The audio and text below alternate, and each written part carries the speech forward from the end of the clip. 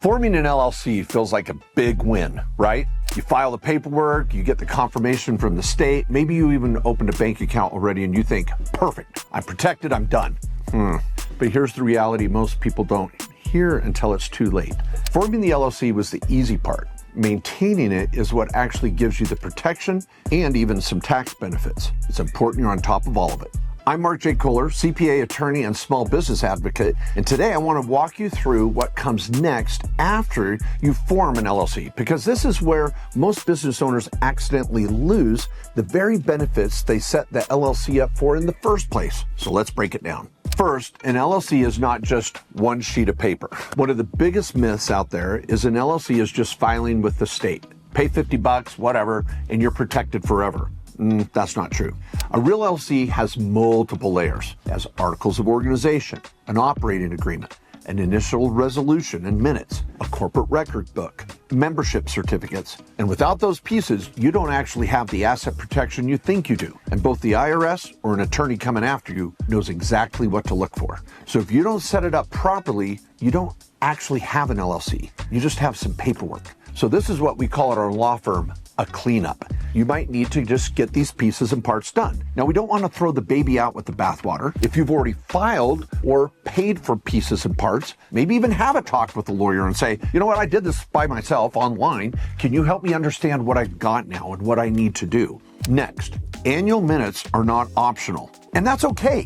It's not a pain in the butt to have annual minutes. This is a great opportunity for support and tax write-offs. See, a lot of people are told LLCs don't need to do annual minutes or quarterly minutes or minutes at all. Legally, some state statutes don't require them, but the IRS and courts absolutely do and expect them. What are minutes, let alone annual minutes? Minutes are the written record that you held a meeting with people in person or even on Zoom. And you're going to write down, here's who attended, here's what we talked about, here's what we did. And they could sign it virtually or in person. Now, I want you to do these minutes at least annually, but you could have minutes every month or every quarter. In fact, if you go take out a bank loan with your LLC, a bank's going to require minutes that authorize you to take out that loan. See, you made decisions, but we need to do it formally with these minutes. They document what the business is doing. You're respecting the entity by having these annual meetings and the minutes that document the meeting. Minutes also support tax strategies like home office, mileage and travel reimbursements, medical expenses. They're called accountable plans. These are very, very important if you're ever audited. And if you're sued, oh my word, you've got to have these minutes to show that you recognize and really respect the LLC and its corporate veil. So if you're not holding these minutes, you are exposed with the IRS or a potential lawsuit. Now, minutes are paperwork. They're proof that you're respecting the corporate veil. But it doesn't have to be a pain. At Main Street Business Services, one of our sister companies, we do your annual minutes with you, for you. We have a checklist that you go through online. It's a questionnaire that is really super simple and fun, and it actually helps you do a better job of running your business and documenting everything you're doing. Which brings me to the next point. You need to make sure that your LLC stays in good standing. Every state has its own rules, but most require an annual renewal with the Secretary of State, almost 90% of them. If you miss that annual filing, your LLC can be suspended, administratively dissolved, or stripped of its legal status entirely. This has nothing to do with your tax return. It's a separate requirement. And if you're operating in multiple states, you have foreign registrations that also need to be renewed. And an expired LLC is worse than no LLC at all because you think you're protected when you're not. Now, again, at Main Street Business Services, for a couple $100, we're not only doing your minutes, we're making sure that your LLC is up to date everywhere it's registered. That is our company maintenance plan. You will love it. And it takes care of your minutes and make sure you're in good standing with the state, all in one service. Next, moving forward, you need to treat the LLC like a separate person. Asset protection only works if you respect the veil between you and the company. That means a separate bank account, contracts in the LLC's name, income that you earn deposited in the LLC bank account, expenses paid by the LLC bank account or the LLC debit card or credit card. See, if a tenant slips and falls or a customer sues or if you're audited, the question will be, do you have an LLC? Well, it'll also be, did you act like you had an LLC? See, mixing personal and business activity is one of the fastest ways to lose protection. The LLC only protects you if you protect the LLC. Next, rental property LLCs even need a little extra attention. This is where we see the most mistakes. Ask yourself, is the LLC formed and or registered in the state where your rental property resides? Now, for example, a lot of people are setting up Wyoming LLCs because they're so great. Yeah, but is that LLC registered in the state where the rental property is? Or does it own an LLC in the state where your rental property is? Next, is the property deeded into that LLC? Is title held by that LLC for that property?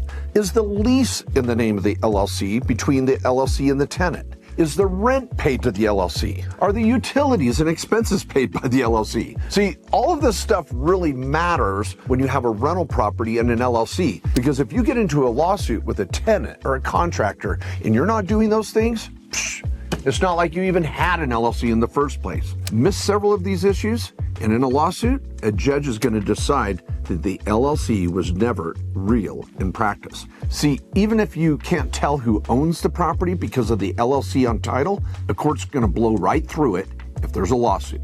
Next, if your LLC is taxed as an S-corporation, now there's another layer. Because once you elect S-Corp status for your LLC, the benefits increase, but also the responsibilities. Because now you've got to treat it for tax purposes as an S-corporation, even though you have an LLC for state filing purposes. So as an S-corporation, you're going to have to process payroll, file quarterly reports, issue W-2s, file an 1120S tax return by March 15th or an extension. Now, payroll and these tax reportings aren't a burden because they're creating tax savings. And yes, bookkeeping matters even more at this stage because you're an S corporation and you need clean books to really save on that self-employment tax. So as an S corporation, you need to take these additional tax reporting measures seriously on top of maintaining the LLC itself. And finally, clean books equals more tax savings. So if your books are a mess, every tax strategy becomes harder and more expensive. So when you set up an LLC, you have to realize you're signing up for more bookkeeping. And that's okay. It's the nature of the beast, or it comes with setting up an LLC. So just own it and be okay with that. Good bookkeeping supports deductions, lower audit risk. It makes planning more possible and better planning. It pays for itself in tax savings and better management decisions. I'll say it plainly. Whatever you spend on good bookkeeping, you'll usually get back tenfold in tax savings and good business decisions. Organization is an overhead. It's profit, and it's a part of the process. In summary, forming the LLC was step one, but the real benefits come from what you do after that. So here's your simple checklist. Number one, make sure the LLC was set up properly, in the right state, and with all the pieces and parts. Now, if it wasn't, or you have questions, get a hold of our law firm, KKOS Lawyers. The information and links are below.